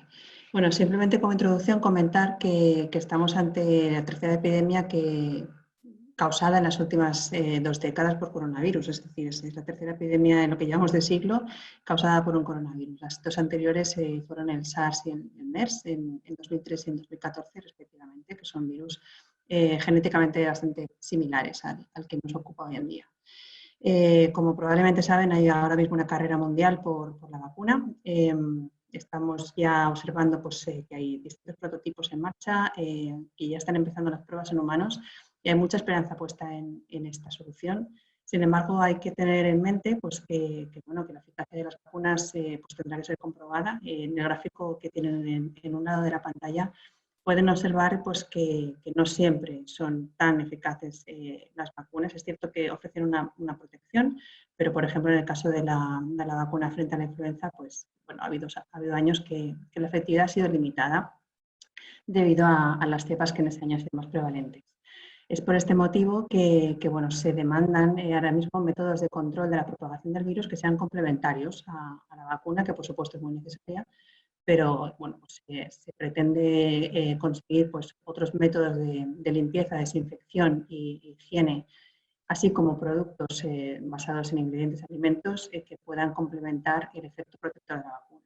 Entonces, en este sentido, yo lo que quería comentar hoy son las aportaciones que hace la biotecnología a estos ámbitos relacionados con las industrias alimentarias y fines, que es como la detección y viabilidad del SARS-CoV-2 y el desarrollo y elaboración de ingredientes funcionales, estimuladores del sistema inmune fundamentalmente.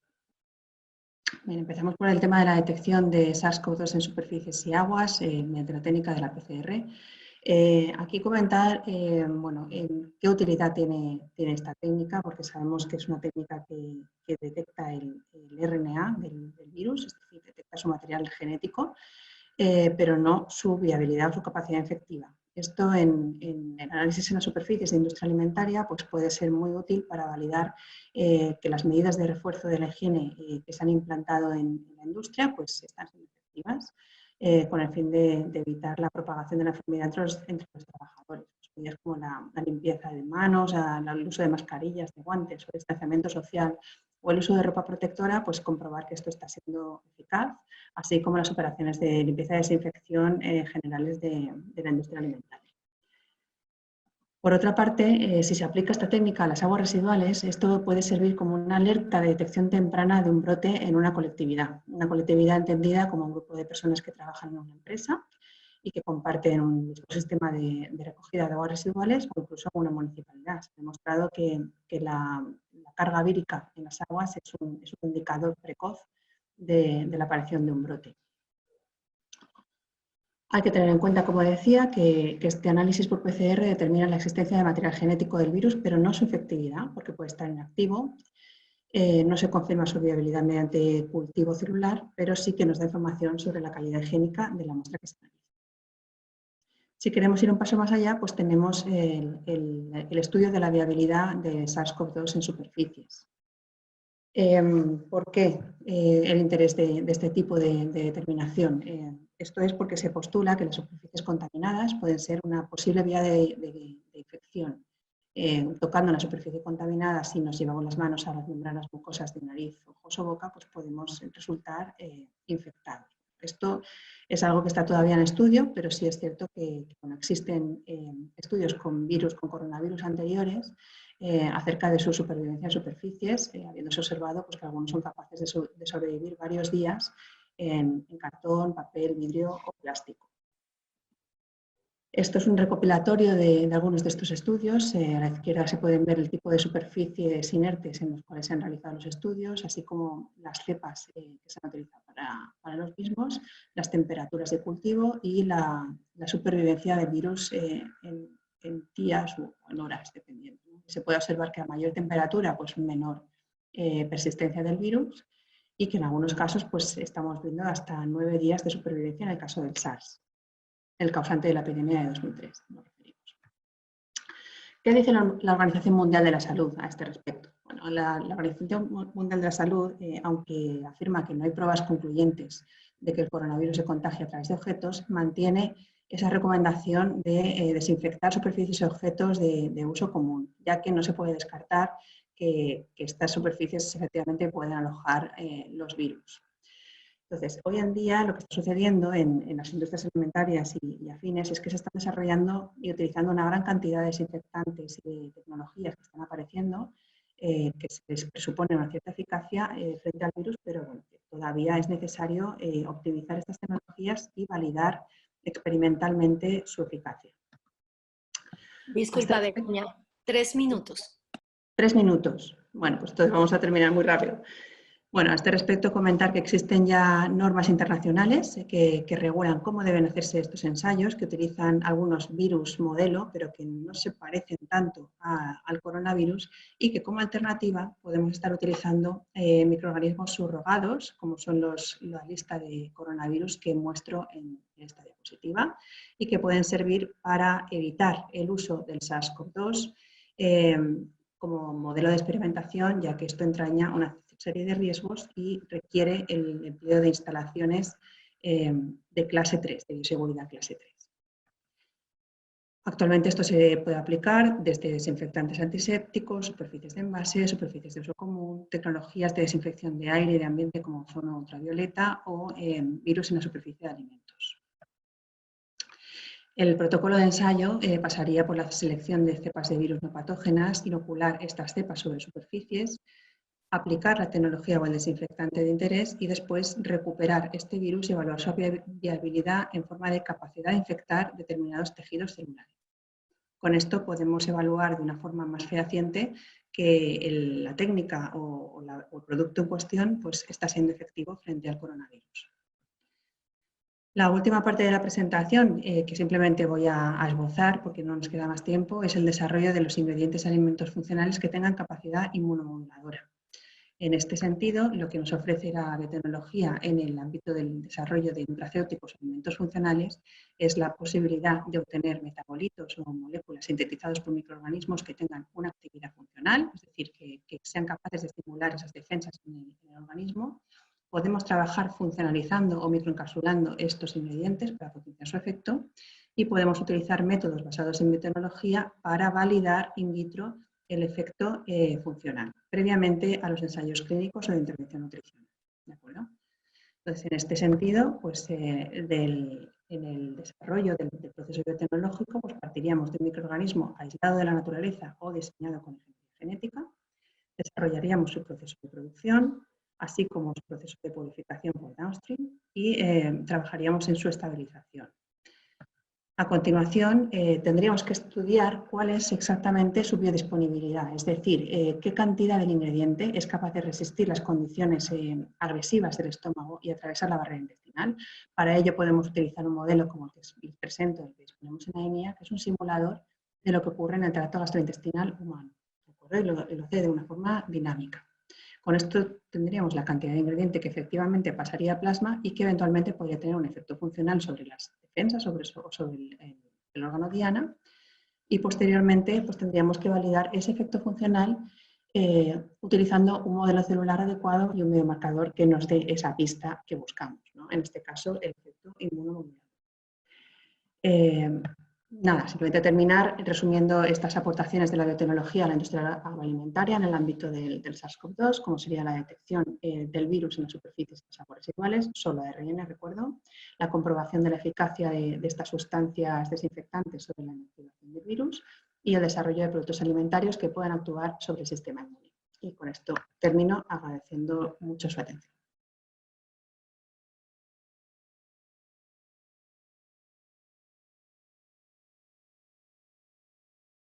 Yo digo que este tema de bioeconomía, o sea, ya lo hemos venido haciendo y llevamos años trabajando, tenemos muchos grupos de investigación trabajando con biotecnología, tenemos empresas que están haciendo aplicaciones, tenemos nuevas empresas Alloy que están haciendo la transición a este tipo pues, de desarrollo de tecnologías más sostenibles.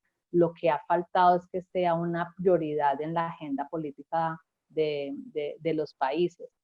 Así como le decía Hugo, en ninguno de nuestros países está la estrategia diseñada, implementada con instrumentos de gobierno facilitando y estimulando y generando incentivos para la creación, para hacer el push de tecnologías y lleven hacia el mercado. Entonces, han sido por convocatorias dispersas o por algunas convocatorias multisectores que algunas empresas han alcanzado a ser, son beneficiarias, pero falta esa decisión política de apoyo, incluso el mismo término no, hay veces no ha tocado, es como acomodarse, no, es bionegocio, no, es negocio verde, pero yo creo que sí tenemos que sentar un precedente y hay que darle tema de prioridad, porque cuando uno empieza a ver incluso ahora que nos tocó acá en Colombia planes de gobierno locales, departamentales y gubernamentales. Entonces, cuando uno empieza a ver elementos de ese plan, ve que hay posibilidades y que se está planteando, pero de manera muy tímida. Entonces necesitamos, no sé, hay que hacer una estrategia de comunicación, de venta, para poder que esto tome mucho más peso y dinamismo en Latinoamérica. Te doy la palabra, Hugo. Gracias, Claudia. A ver, un par de reflexiones, inclusive sumando una pregunta que hace Kimberly Díaz. A ver, nada más para poner algunas cosas sobre contexto. Esta es posiblemente la mayor crisis que ha tenido América Latina y en general el mundo en 100 años. Inclusive los pronósticos lo que estiman es que la pobreza puede incrementarse 4.5 puntos porcentuales. Eso es para que se den una idea. En América Latina esos son casi 30 millones de pobres, de los cuales la mitad será pobreza extrema. Es decir, el recurso público posiblemente en su mayoría esté apostado a solventar necesidades sociales y necesidades humanitarias. Y ya de por sí la mayoría de los países venían con graves problemas presupuestarios fiscales. Entonces, recurso público para apostar en el corto plazo a algo diferente a lo social o lo humanitario estará bien difícil. Entonces, ese es lo primero, que eso era parte de lo que yo quería dar a entender en la presentación. Lo segundo, este es un momento para visibilizar la importancia de la biotecnología en general. La biotecnología ha jugado un papel increíblemente relevante. Digamos, si a eso se le puede sacar provecho en una estrategia de comunicación, sería posicionar a la bioeconomía, a la biotecnología, al más alto nivel. Es decir, tiene una importancia estratégica en solventar estos problemas de esta coyuntura. Eso le generaría, digamos, nuevas oportunidades de negociación. Entonces, a mí en lo particular me parece que eso hay que aprovechar. Es decir, hay que comunicar más, hay que comunicar mejor, hay que visibilizar cuál es el papel que ha tenido la biotecnología y la bioeconomía en este nuevo entorno. Y tercero, América Latina tiene problemas muy similares y depende mucho entre sí en muchos temas. Y acá lo vemos. Cuando algunas de las medidas de la cuarentena cierran fronteras, se ve afectado el país de la par y igual sucede en todos estos temas. Son problemas compartidos que muchas de las medidas deberían ser solventados a través de estrategias compartidas.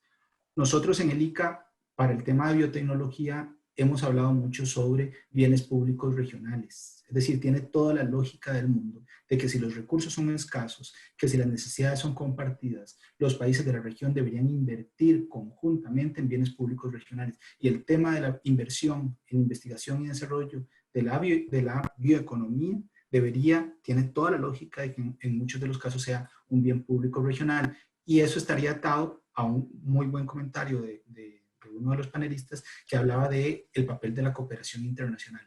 Ahí el papel de la cooperación internacional es fundamental. Me gustaría poder añadir algo, no sé si tengo unos segundos disponibles. Sí, claro que sí, todavía tenemos unos minutos para preguntas. Sí, bueno, apoyando lo que decía Hugo, pongo en valor el papel de los centros tecnológicos y de las iniciativas como Biointropic como catalizadores de esa innovación que las empresas necesitan, las empresas y los emprendedores. Es decir, una de las frases que más se ha repetido en estas semanas, en estos meses, es que de esta crisis se sale innovando.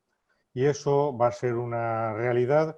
Nosotros lo hemos comprobado, a pesar de estar trabajando desde casa con la actividad hasta cierto punto un poco mermada por la movilidad reducida que teníamos, al final nuestra cifra de trabajo se ha resentido en un 5%. Es decir, las empresas han cambiado los servicios que nos demandan porque tenían otras prioridades, pero siguen recurriendo a los centros tecnológicos.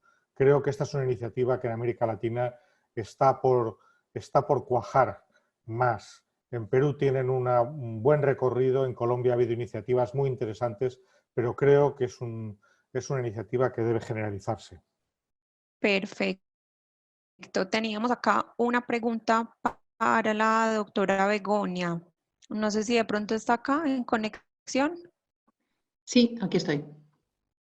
Perfecto. Dice, consideraría que para el desarrollo de biodigestores in vitro, el acceso a su tecnología sería una barrera y cuáles serían las recomendaciones en la práctica que nos podría compartir para el desarrollo de este tipo de instrumentos.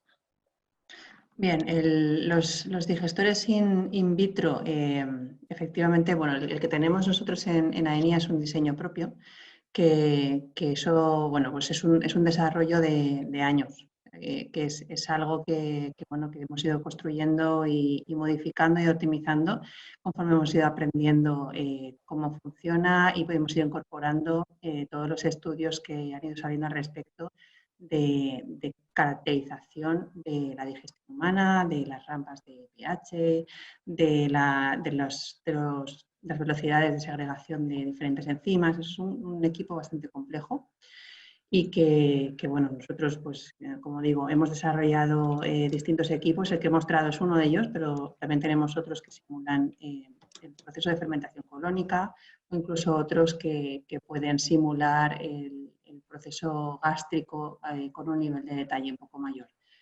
Este tipo de equipos nosotros los utilizamos para dar servicio a las empresas, es decir, es perfectamente accesible por cualquier empresa que quiera realizar un estudio de un ingrediente o de un alimento y ver qué sucede con ese ingrediente y si realmente es capaz de resistir o no esas condiciones del estómago y si es capaz de atravesar la barrera intestinal. Nosotros ese tipo de estudios los hacemos, es nuestro día a día y es la actividad que realizamos constantemente para las empresas.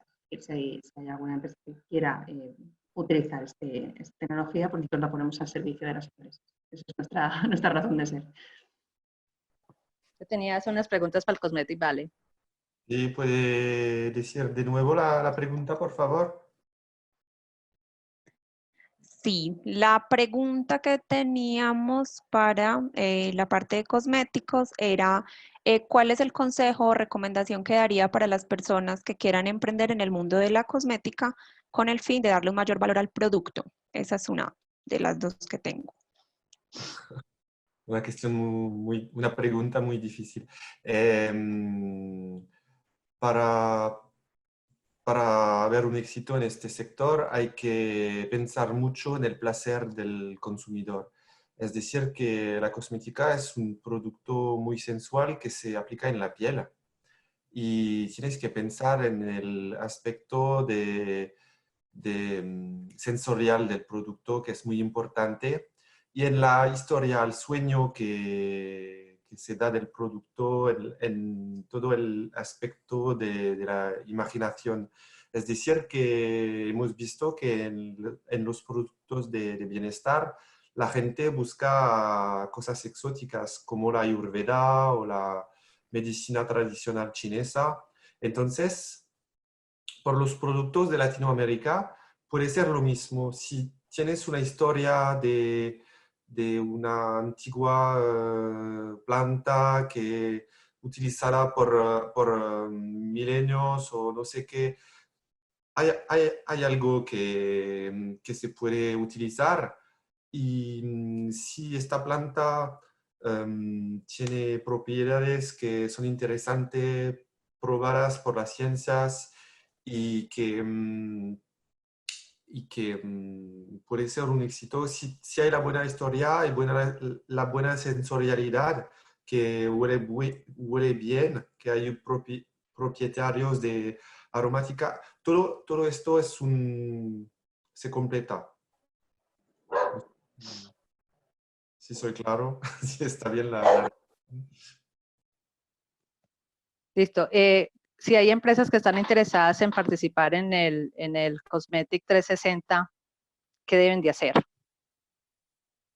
Tienen que ir en el lienzo me voy a buscar en la red, se marca eCosmetic 360 en Google o en Internet y tienen que inscribir en el sitio y ver, pero ahora solo es en francés o en inglés, entonces Pero hay que ver si puedo encontrar a alguien que habla en inglés. lo que pueden hacer también es enviarnos un mail y los ponemos en contacto directo con nuestra colega que les va a dar toda la información que necesitan. Entonces, para hacerlo más rápido para ustedes, solamente nos escriben un mail, está dentro de la conversación al lado y por si acaso lo enviamos de nuevo y les ponemos, bueno, me pueden enviar un mail y les voy a ponerlos en contacto directo con Fanny, la persona que está encargada de esta parte para más detalle. Listo, si quieres, Segolén y Julián, pues podemos a las empresas de cosmética, de ingredientes, compartirle el evento y pues que nos manifiesten y ahí los vamos llevando a ustedes. Y por supuesto, están todos, les acogemos con mucho placer, a pesar de que no nos vamos a ver en el real, pero a lo menos por visual, virtual. Creo que hay una oportunidad de hacer temas virtuales, podemos participar mucho más. No siempre el desplazamiento es fácil. Por los costos. Estaremos muy felices a no hay que viajar. Bueno, muy bien. María, ¿había alguna última pregunta o le damos paso a Nicolás? Teníamos por acá otra pregunta y es para Cosmetic Valley, 2 ingredientes de la biodiversidad que estén en tendencia actualmente para desarrollo de biocosméticos. Julián, para ti. No he entendido bien. ¿Puede decir otra vez, por favor? Sí, la pregunta es si nos pueden compartir 2 ingredientes de la biodiversidad que estén en tendencia actualmente para desarrollo de biocosméticos. De la biodiversidad, bueno, pueden ser todo en la biodiversidad, pero sobre todo como lo he dicho en la presentación, los coproductos. Es decir, que sí se echaron una parte de la planta que se utiliza en la alimentación, se puede utilizar en cosméticos, ya que sí se echaron las raíces, por ejemplo, en las raíces puede haber un activo o algo interesante. Hay que buscar, hay que hacer ciencias para encontrar si es interesante. No solo es biodiversidad con actividad. Entonces hay que hacer textos para ver esto. Est-ce que tu as des exemples? Por ejemplo, bueno, he hablado de la marihuana, que es un poco, que puede ser un poco raro, pero porque al principio es una droga. Pero lo que hemos visto es que había ciencia con esta planta, que se sacaron la sustancia psicoactiva, que es el THC, y que solo se quedaron la sustancia sin peligro, que es el CBD. Y entonces por esta planta con el CBD se compartieron las 2 moléculas, que hay los efectos que se calman, como la marihuana, sin ser el efecto de ser drogado. Entonces hay que encontrar la buena planta con las buenas actividades y seleccionar las moléculas que están bien para la cosmética. Perfecto, muchas gracias. Yo creo que podemos cerrar por ahora esta ronda de preguntas.